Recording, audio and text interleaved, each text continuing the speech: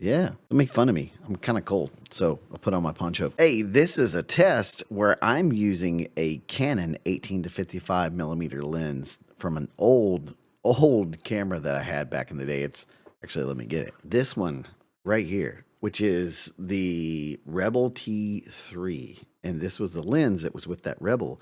And so I bought one of these really fun adapters that you can use for vintage lenses or lenses that don't match the body of your camera. What I'm using right now is my Sony FX30 and a Canon lens, and you literally can go and get something like this to adapt to your camera. You can basically use this to give it more space between your camera body and the lens. You can use lenses that don't match the camera body that you have. So like my Sony's that I'm using, I have this FX30, I have a A6400.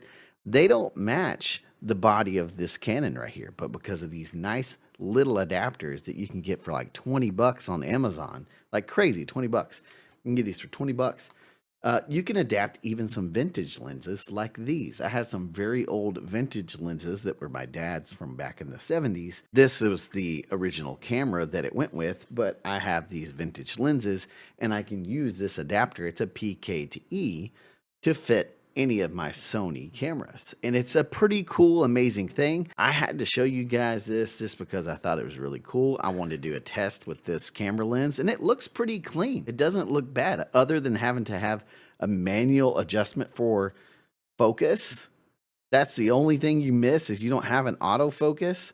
I think it actually doesn't look that bad. Like it looks pretty clean. Pretty amazing things that you can do with a $20 to $30 attachment to use older lenses with whatever camera body you have.